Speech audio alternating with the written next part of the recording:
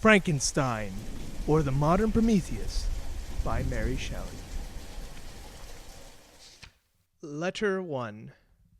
To Miss Seville, St. Petersburg, December 11th, 1700 unknown.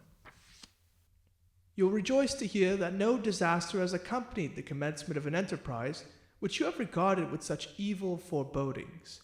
I arrived here yesterday, and my first task is to assure you, my dear sister, of my welfare and increasing confidence in the success of my undertaking.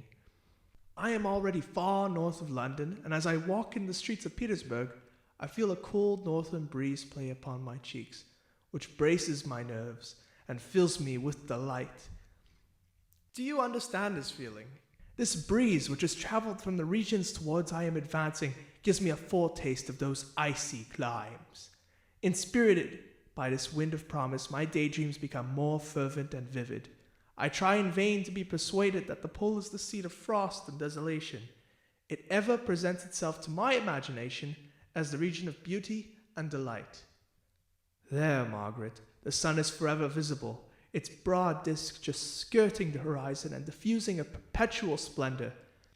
There, for with your leave, my sister, I will put some trust in preceding navigators, there snow and frost are banished, and sailing over a calm sea, we may be wafted to a land surpassing in wonders and in beauty every region hitherto discovered on the habitable globe.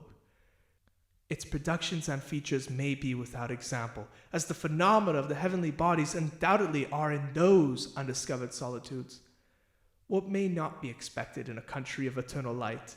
I may there discover the wondrous power which attracts the needle, and may regulate 1,000 celestial observations that require only this voyage to render their seeming eccentricities consistent forever. I shall satiate my ardent curiosity with the sight of a part of the world never before visited, and may tread a land never before imprinted by the foot of man. These are my enticements, and they are sufficient to conquer all fear of danger or death, and to induce me to commence this laborious voyage with the joy a child feels when he embarks in a little boat with his holiday mates on an expedition of discovery up his native river.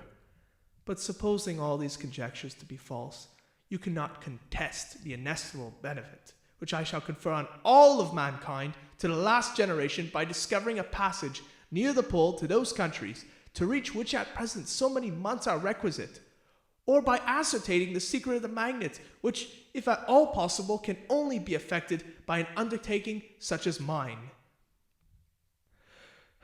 These reflections have dispelled the agitation with which I began my letter, and I feel my heart glow with an enthusiasm which elevates me to heaven, for nothing contributes so much to tranquilize the mind as a steady purpose, a point on which the soul may fix its intellectual eye. This expedition has been the favorite dream of my early years. I have read with ardor the accounts of the various voyages which have been made in the prospect of arriving at the North Pacific Ocean through the seas which surround the pole. You may remember that a history of all the voyages made for the purposes of discovery composed the whole of our good Uncle Thomas's library. My education was neglected, yet I was passionately fond of reading. These volumes were my study day and night, and my familiarity with them increased that regret which I had felt as a child on learning that my father's dying injunction had forbidden my uncle to allow me to embark in a seafaring life. These visions faded when I perused for the first time those poets whose effusions entranced my soul and lifted it to heaven.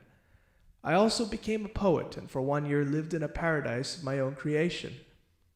I imagined that I might also obtain a niche in a temple where the names of Homer and Shakespeare are consecrated.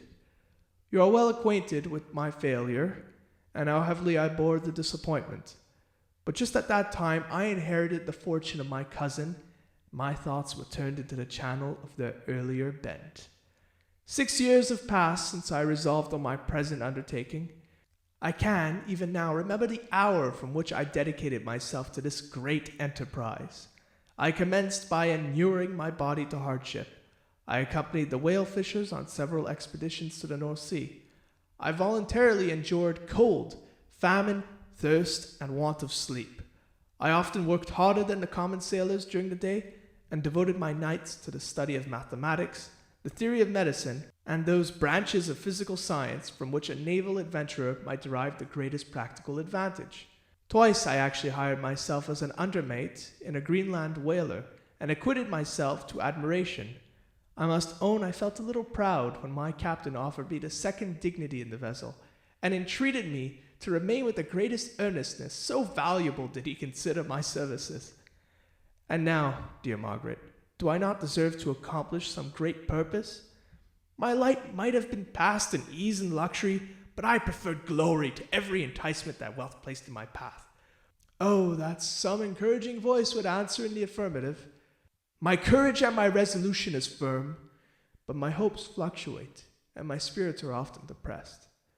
I am about to proceed on a long and difficult voyage, the emergencies of which will demand all my fortitude.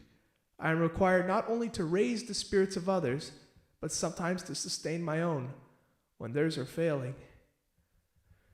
This is the most favorable period for traveling in Russia. They fly quickly over the snow in their sledges. The motion is pleasant, and in my opinion, far more agreeable than that of an English stagecoach. The cold is not excessive if you are wrapped in furs, a dress which I have already adopted, for there is great difference between walking the deck and remaining seated motionless for hours, when no exercise prevents the blood from actually freezing in your veins. I have no ambition to lose my life on the post road between Petersburg and Archangel. I shall depart for the latter town in a fortnight or 3 weeks, and my intention is to hire a ship there, which can easily be done by paying the insurance for the owner, and to engage as many sailors as I think necessary among those who are accustomed to the whale fishing. I do not intend to sail until the month of June, and when shall I return? Ah, dear sister, how can I answer this question? If I succeed, many, many months, perhaps years, will pass before you and I may meet. If I fail, you'll see me again soon, or perhaps never. Farewell, my dear, excellent Margaret. Heaven shower down blessings on you and save me, that I may again and again testify my gratitude for all your love and kindness. Your affectionate brother, R. Walton. End of Letter 1.